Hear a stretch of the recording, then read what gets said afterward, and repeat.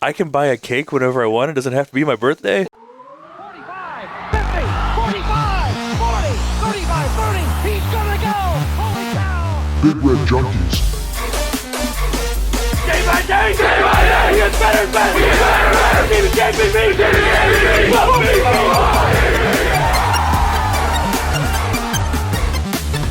Oh, man, woman, and child, he just turned this stadium inside out.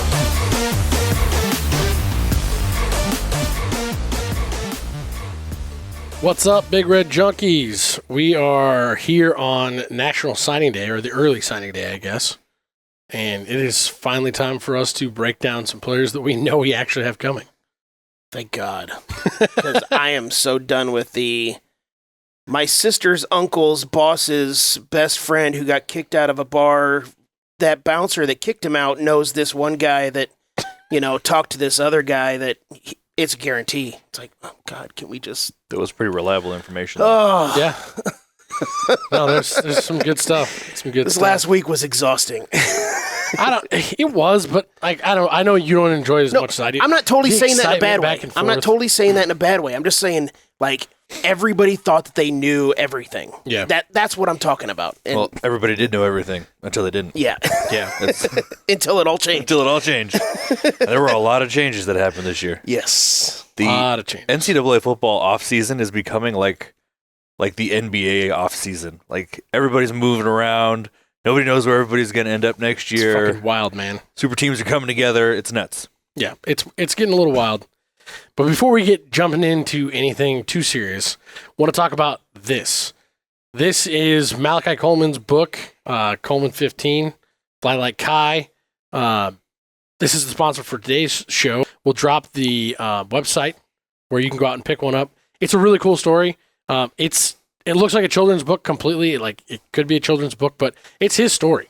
There's some sad stuff in it. He's gone through some serious things, and he's that is one strong dude. Jeez, that's an understatement. And not just him, but also his sister. I mean, just the whole family dynamic and what they've gone through and everything. Praise his parents and everything that for him to get from where he came from. Get the book, read it. Mm-hmm. We don't want to give it all away, or you don't need to get the book. So it's definitely worth it. But yeah, it's cool. There's a little bit we're gonna give away. There's a cool what'd you say it is? 10 things about Malachi, or 10 questions to get to know Malachi. Let's say it. Hopefully we're not gonna get in trouble for ripping this out of here, but we're not reading the whole thing. No. It says 10 questions with Malachi. And I was looking at this and I'm like, and just question number one, it was like, that's like, I could eat dinner with this guy. Like, because the very first question was, what is your favorite dinner time meal? And he said cereal, Cinnamon Toast Crunch, Fruity Pebbles, and Reese's Puffs. Gotta love it. Sold. Cinnamon Toast Crunch is one of my favorite cereals ever, and I used to eat boxes of Fruity Pebbles in one sitting. Cinnamon Toast Crunch is my favorite. It's that and Life, like that Cinnamon Life. Those are my two favorites. And I remember when I was a kid, all I wanted was to eat fucking cereal for dinner. Yeah. Well, I think every kid wants to eat cereal. Yeah, and then you become an adult with some adult money, and then that's all you eat for 2 weeks. And then you forget to eat cereal for 5 years. Yeah, then you can't move and you're stuck to the couch. Yeah. It's that first time, like, you realize, I can buy a cake whenever I want. It doesn't have to be my birthday. It's like that, but with cereal. And another thing, I really like that, this is a kid that a lot of people don't really know history stuff as far as specifically sports. I mean, I always give you guys shit that I bring up these old players. And when before we were born. And when I say old players, it's like or from before a player from like 88. And you guys are like, I don't know who the fuck that guy is. That is before we were born. I know.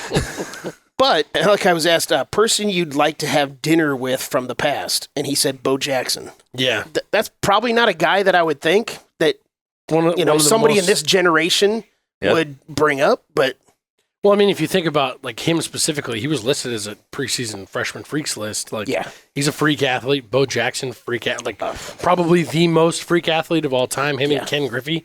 He'd be a fun one to have dinner with. Absolutely. He'd have probably not even somebody I'd think about, but yeah, if you're just thinking about sports, hell yeah. Yeah. I also liked, where are you taking someone on a first date? And he said, mini golf to see if she's competitive. Nice. I thought he was going to say muchachos, where he's got the burrito deal. Well, they're mentioned in the book too. Nice. Depends on how competitive she is. Maybe she gets to go to Muchachos. Are we going to Burger King after this or muchachos? Or just headed home for a box of cereal. I kind of also want to see that really big Yikes. kid play mini golf. Like, Oh, God, he'd have to bring his own putter. yeah. He'd have to bring his own putter. There's no way he's using. He'd be bending halfway over if he was using the. He'd have a fucking- sore back by the Yeah, time no kidding. No, that's cool. If you're a Malachi Coleman fan, smash the like button, support him, go out and buy his book. And It's if you're cool. not, you should be.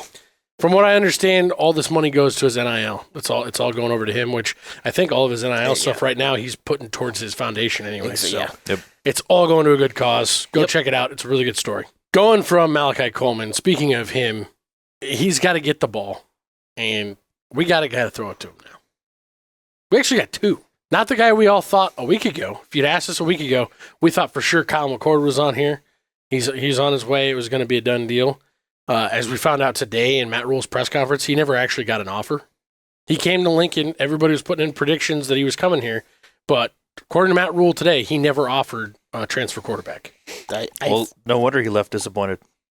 Well, if the stories are true, and again, they're just rumor stuff, whatever, who the hell really knows what stories actually are true or not, especially over the last week and a half. I would think that after Rhule, like, face-to-face met Kyle McCord's dad, that's probably why he didn't get an offer. But I heard some of the stuff about his dad.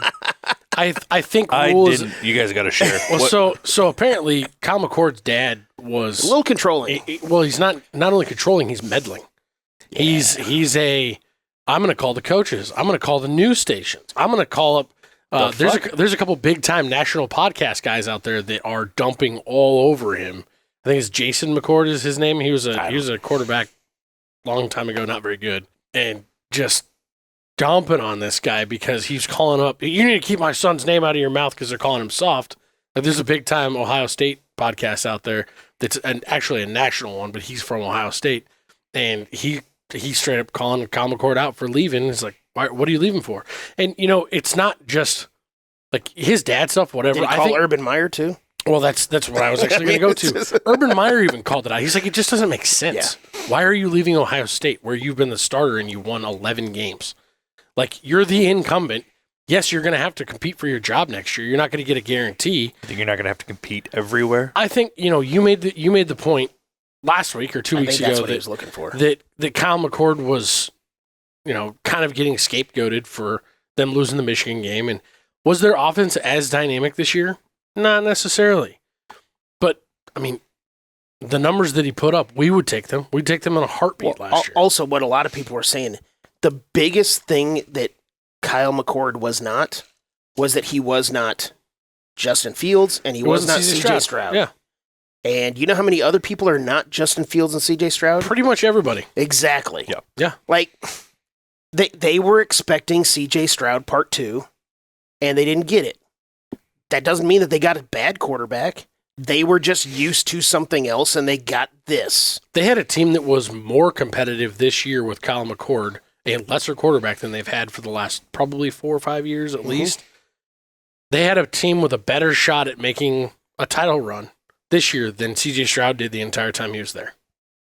Well, so what does that have? What does that say about your program? What does that say about where you are? It says that you have a lot of expectations because you're way up here. Hey, Ohio State fans. I got it from the Husker fans who've had 20 years of just constantly shooting ourselves in the dick when it comes to our players, as we were just talking about with Tommy Armstrong.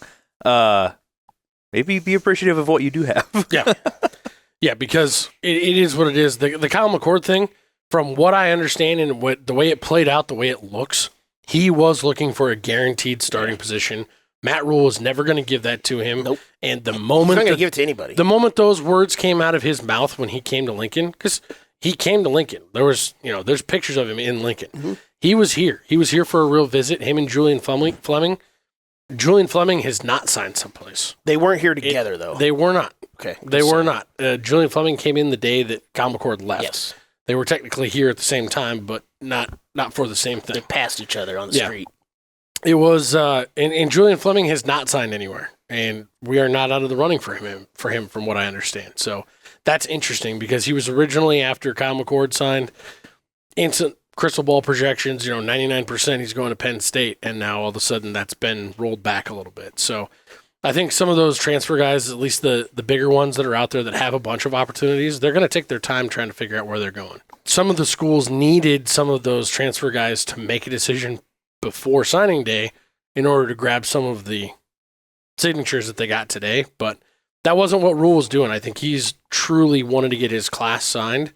He's wanting to, he tried using the portal last year and going about things in a new way. I think he this year is saying, my way is and has always been, I start with a super, super young team. Guys are going to learn to do things from the very ground up. And we have one transfer signature right now. He's got 4 years of eligibility left. Yeah. So he's basically a freshman. Yeah. I know we got a couple of comments on our last show where I made my crazy way too early prediction about how I didn't think we were going to go after anybody in the transfer portal. Can I pause you for a sec? Yep. You prefaced it by saying crazy, yeah, absolutely. Way too early. No, I don't care. I was wrong. That's fine. Whatever. Yeah, but it doesn't matter. No, that's no big. Don't smash you because we were just having fun. I was. I don't care. I'm gonna smash you, fucking moron. The biggest reason why I made that prediction was more about I did not trust that 1890 was going to shell out the money. We clearly know that they will shell out the money now. Yep. Also, I was going off of what Rhule said in the postseason press conference, and he said it again today, where he's not the biggest fan of one-year rentals. It doesn't mean that he won't go do his due diligence, but when it comes to preferences, that's not what he prefers, because he prefers to have the young team that he can develop and he can work through and all that other stuff. So, well, let's be real about life here. Experience in the college game matters. Yes. Absolutely. Experience being coached under Ryan Day, it's invaluable. He's one of the best quarterback coaches in the country. Mm-hmm. Totally get it. At the same time, you have 1 year rental in Kyle McCord, who already has an insecurity issue with anybody behind him. Who knows? Danny Kaling might have been too much of a risk of competition for him. I don't know. I think the moment that he let the language, however he said it, whatever he used to say, I need a guarantee that I'm gonna start next year. I think Rhule knew right then. Yeah, that's cool. I'm out. So where did he land? Is he going to Syracuse? He went to Syracuse. Yeah. That's the back end. Like how this all played out is why I think that part of this is all true. That he absolutely was running away from any competition because Syracuse can guarantee him a starting job. Well, and the weird thing is Fran Brown, the guy that took the Syracuse job, is like one of Matt Rhule's best friends. So it's like, but you know what's crazy? And this was the point that was made on that. I can't remember the name of that podcast. I wish I could. I'll have to look it up. But he made this point. He said Fran Brown is a super tough, old school type of coach. And the thing about it is Kyle McCord signed that letter. He can't transfer again. He can't move. No. The only thing he can do to get out of work in there is leave college football. And so you're stuck now, buddy. You're going to have to compete with whatever you got there. Yep. So you better be awesome or you're going to lose your job to somebody that you thought you weren't going to. Well, I mean, he's only going to have to compete at Syracuse. Yeah. I get that. I'm not saying, but that's part of why I think all that stuff about it, competition's true, because winding up at Syracuse. Not that Nebraska had a bunch of quarterbacks in the room prior to this for him to compete with. Like we said, if you talk about this 2 weeks ago when we were hearing the rumors that, Kyle McCord, he might be coming to Nebraska, and then he shows up that weekend, we all thought for sure we're getting him. Mm-hmm. And it sounded like, based on Rhule's press conferences and the way he talked about stuff today, he was asked directly, how'd this Dylan Raiola thing go down? And he straight up said, we were respectful. When he said he was going to Georgia, we backed off. Obviously, we still have a connection with him because his uncle coaches here, and apparently the whole family, I didn't know this, the whole family came to the Michigan game. Yeah. And then stayed for the next day and experienced the aftermath, which if we all remember, the big Sunday night practice. Mm-hmm. And he said he thought that the way that the team handled things and seeing, that the coaches were who the coaches were, even after getting a bad ass whooping like that, he said he thought that played a big part in the decision making that he made.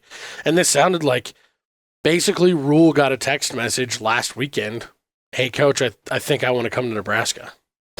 Or at least I want to come up and visit to solidify my. It was out of the blue. This was not something that they've been working on and blindsided. You know, they were equally as blindsided as probably Kyle McCord and his camp were when they were here in town. Because at the time they thought the only competition he was going to have was Danny Kaling. Well, and that news came out when McCord was here. Yeah. So, I mean, no matter how the conversation was going with the McCords and Rhule and the staff, I'm guessing that changed when the news started to circulate about Raiola. I'm sure it did. Because that was the same day. Sure it was did. on a Monday when everything started to come out. And the McCord family was there. I'm like, I could only imagine, you know, Papa McCord checking his phone, getting messages or whatever else, and being like, "So What? are you bringing in a 5-star like the best quarterback in the country that's probably able to start at like 100 or 115 schools in the country next year?" Yeah. Oh, yeah. I think there's the chunk, Ron Kellogg III, up on the screen. Love him. God, he was fat. Back to it. Dylan Raiola is coming to Nebraska, officially signed. Yep. The cool thing about seeing on these websites though, like the different stuff, once they put all their signed stuff up there today, they update when they actually sign their letter of intent. And like to see this, okay, cool. Well, he signed on Monday. He didn't even wait to sign until today. Like that's I think that's neat. It's cool to me to see how everything played out in that situation. And it really just came down to he felt like family is family, Nebraska is family, and this is where I'm supposed to be. The poem thing, some people are crushing him for it because it looked a little weird. It was a little odd, but if you actually go back, like you go look at his Twitter, the dude's just a little eccentric. Like he does a lot of posting Bible verses and stuff like that. Like, I'm not completely crushing it. It just looked weird because there was some third person reference. Like it was like him giving out. It felt like him giving out this poem, but he refers to himself in the third person in the poem. It's like I don't like it. Just sometimes a quarterback, a great like that, has to be a little eccentric, has to be a little weird, a little goofy. I think that kind of fits him. Okay. He believes he has a purpose even higher than just playing good quarterback. As long as he doesn't break the law, he can do whatever he wants. Really as long as he plays good football. Play good football. I was literally just going to say, play good football. I don't care. Yeah. I'm excited about it. Did you guys have anything else on Dylan Raiola? I mean, the big things that stand out to me is how much he takes care of the football. He is a true pro style quarterback, which that's something a lot of people don't really didn't seem to understand going into this offseason is Marcus Satterfield was not intending to run an option offense. We talked about that all season. Yeah. How much of this offense is not his offense? Well, we talked about how much it wasn't his offense, but we didn't really talk so much about the ideas that they had, like what they want to run. And now that's made. Well, we don't really know. We didn't really know. Now it's clear. Yeah. Now, based on this recruiting cycle and the types of guys they went after, it's very clear now. This is going to be a pro-style offense. There's going to be some option read stuff in it, but this is a pro-style offense that they're putting together. You look at the types of linemen that they went out and got. You look at the types of wide receivers that they're going out and getting. This is not for – the quarterback ain't going to be running it 20, 25 times every game like it was last year. If that happens this year, I would imagine Satterfield has to go bye-bye by like week 6. Yeah. Honestly, most of what I had planned on talking about all day today went out the window once we found out Chubba Purdy was leaving. So, what were your thoughts on that before you found out he was leaving? Well, I was telling people all weekend when we basically knew that Raiola was coming. If I had to put money on anything, I still wouldn't say that he's going to be our starting quarterback at the beginning of the season. Now, he'd probably end up as our starting quarterback at the end of the season, but I still wasn't 100% sold that he was still our starting quarterback from day one. See, but it doesn't really matter now. So when I dig into, like, I did a lot of watching film on Raiola. I looked at a lot of his stats, looked at the different teams that he's been on. You look at the fact that combined on the season are 3 different quarterbacks through 12 picks. This year at his high school in Georgia, he threw 1 pick on the season. He had like 27 touchdowns or something like that, and 1 pick, and it was his 11th pick in his high school career, starting for 4 years. So The guy takes care of the football. Heinrich Haarberg only 13 interceptions in his 3 years. Okay, that's fair. Just saying. That's a good thing to point out. I don't think that we understand yet how good he's going to be at the collegiate level. He's already the size. He's already been playing with collegiate style athletes, like at really high end high schools. It's not like a guy who's coming like that's one of the things we talked about on our 24 offseason preview was a guy like Grant Bricks, who's a great get. It's somebody that Donovan Raiola has been after for the last 3 years. Since he came here, basically, they had that offseason camp. He was at camp, and Matt Rhule talked about it today. The moment I was in the door, he was talking to me about this guy. They're very excited to get him, but he's been playing at Logan Magnolia in Iowa, a little tiny school. It's kind of like Carter Nelson and what we've talked about. Yep, I was just He's gonna a say freak athlete. He's awesome, but he's coming from playing nobody with a bunch of nobodies. That's not the same situation for Dylan Raiola. That's not the same situation for some of these guys that are coming in here. They've been playing big boy football, big boy high school football, and they're going to be able to impact the game immediately. I was just saying, the only reason why I say it, because, yes, he's a 5-star, he's got all the talent, he's got all the intangibles, all of those other things. It's just not always a guarantee that a 5-star kid quarterback comes in and he plays well right away. Like this last year, Dante Moore from UCLA, he's a 5-star quarterback. He struggled. And he started the first 6 games. The first 3 games, he played great. Everybody was like, he is what everybody thought he was. Then the next 3 games, he didn't. And he ended up getting benched after game 6, and now he's in the transfer portal. So, I mean... Well, not anymore. He's out. He's leaving UCLA. That's what I'm saying. Like, so it's not, always just this absolute slam dunk. I hope to God that it is. I'm just as excited. I'm not trying to sit here and, be whatever. I'm just saying that was why I was like, I'm not going to sit here and say that it's an absolute guarantee. Again, this was with Chubba Purdy. Now, there's nobody behind him, so he's going to be the starter.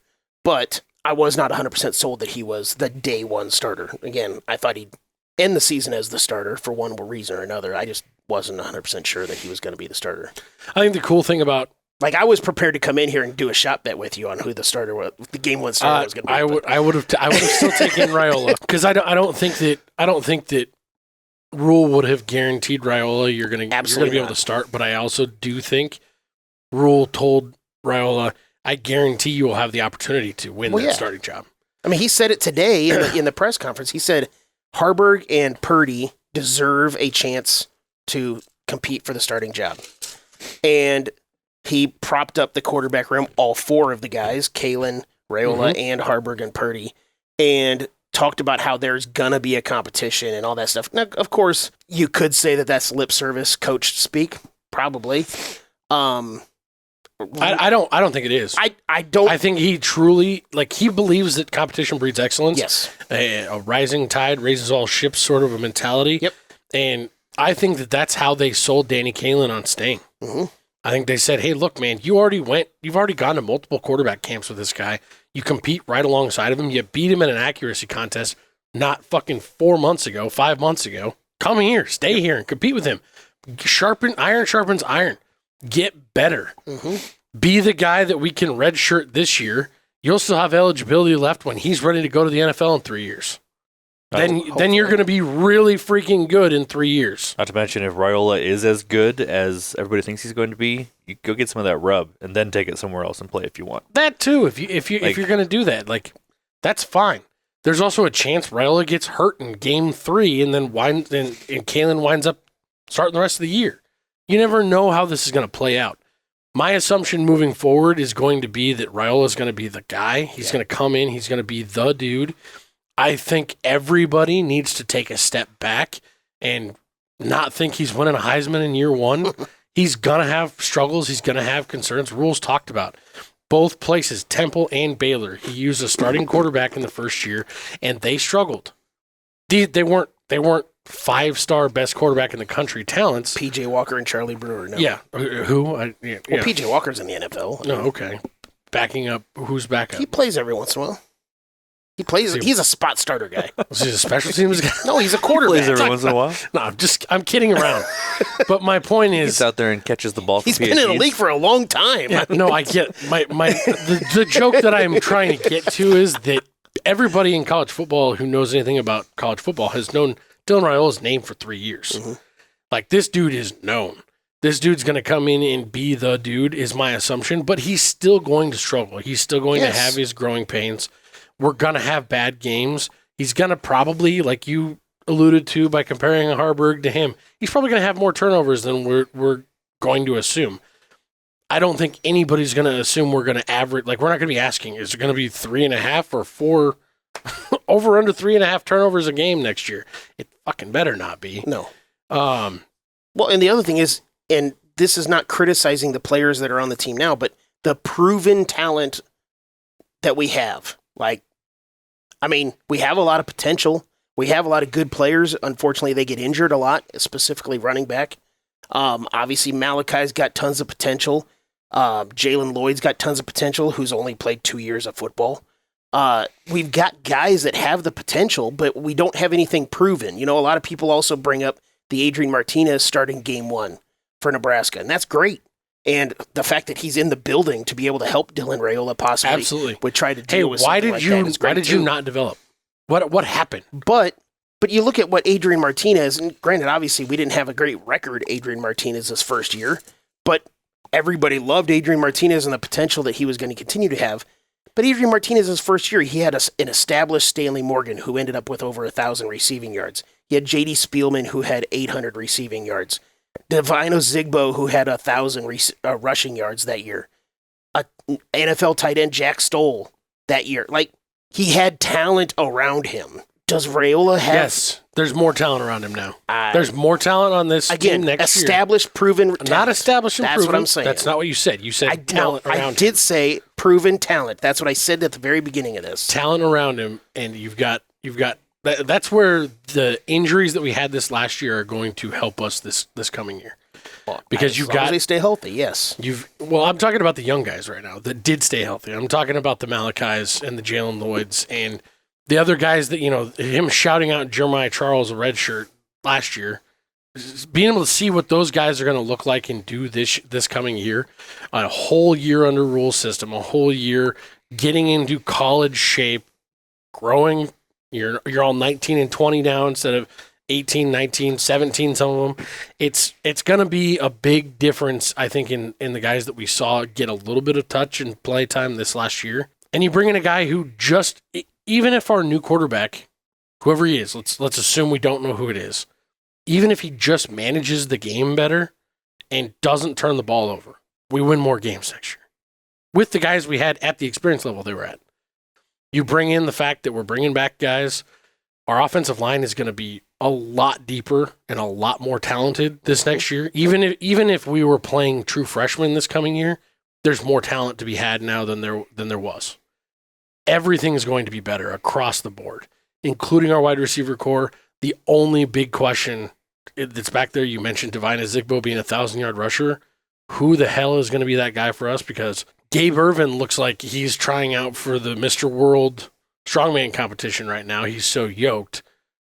I don't know if that does anything for his legs and whether or not he can keep his knees healthy. But I think Dylan Raiola has an amazing shot at being a really, really, really good true freshman quarterback. I think he can play well, hopefully. That's probably as much optimism. Jed doesn't want to be optimistic. I get it. No, that's not. I do. I am optimistic. I'm excited and everything else, but I still see the players around him, and I'm not 100% sold yet. The last prediction Jed made went out the window.